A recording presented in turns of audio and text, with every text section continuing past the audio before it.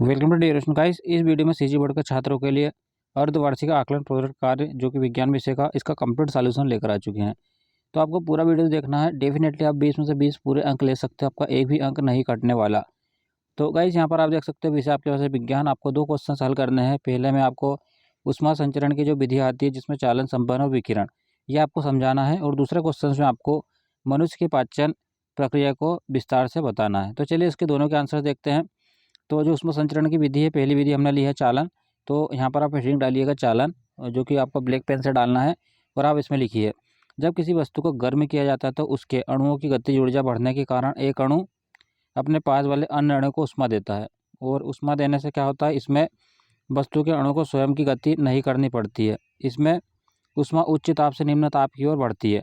अतः लोहे का गर्म होना इसका क्या होगा, उदाहरण। तो आप लिखेंगे उदाहरण लोहे का गर्म होना।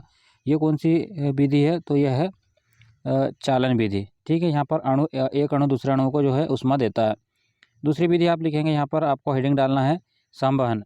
तो उष्मा स्थानांतरण की इस विधि में द्रव व गैस पदार्थों में लागू होती है। जो विधि होती है द्रव और गैस में लागू होती है। जब किसी पात्र में पानी गर्म किया जाता है तो पहले बर्तन के नीचे के अणु मतलब जो गर्म अणु गर्मी पाकर ऊपर वाले ठंडे अणु के स्थान पर चले जाते हैं। क्योंकि जो अणु गर्म होंगे तो ये गर्म अणु क्या होते हैं, ऊपर चले जाते हैं। और ऊपर के ठंडे अणु क्या होते हैं, ये नीचे आ जाते हैं। तो मतलब नीचे गर्म अणु के स्थान पर आ जाते हैं। यह प्रक्रिया निरंतर चलती रहती है, तो इसे हम बोलते हैं संवहन। इसके बाद आप देखिएगा विकिरण। तो आप हेडिंग डालिएगा विकिरण। उष्मा के संचरण की इस विधि में उष्मा के स्थानांतरण के लिए किसी भी माध्यम की गर्मी आंतरिक से विकिरणों के माध्यम से संचरित होकर धरती तक आती है। और विकिरणों द्वारा उष्मा का स्थानांतरण एक सीधे मार्ग में होता है। और यहाँ पर अब आपको लिखना है मनुष्य का पाचन तंत्र। तो यहाँ पर आप हेडिंग डालिएगा पाचन, मनुष्य में पाचन क्रिया। मनुष्य की पाचन क्रिया निम्नलिखित चरणों में विभिन्न अंगों में पूर्ण होती है। पहला आप लिखेंगे, यहाँ पर आपको लिखना है मुख गुहा में पाचन। मनुष्य मुख के द्वारा भोजन ग्रहण करता है। मुख में स्थित दांत भोजन के कणों को चबाते हैं, जिससे भोज्य पदार्थ छोटे छोटे कणों में विभक्त हो जाता है। लार ग्रंथियों से निकली लार भोजन में अच्छी तरह से मिल जाती है। लार में उपस्थित एंजाइम भोज्य पदार्थ में उपस्थित मंड मतलब स्टार्च को शर्करा ग्लूकोज में बदल देते हैं।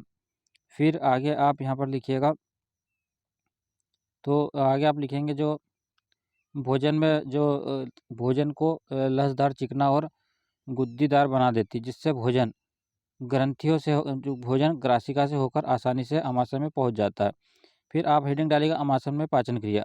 जब भोजन अमाशय में पहुँचता है तो वहाँ भोजन का मंथन होता है, जिससे भोजन और छोटे छोटे कणों में टूट जाता है। भोजन में नमक या अम्ल मिलता है जो माध्यम को अम्लीय बनाता है तथा भोजन को सड़ने से रोकता है। फिर आप लिखेंगे अमाशयी पाचन रस में उपस्थित एंजाइम प्रोटीन को छोटे छोटे कणों में तोड़ देते हैं।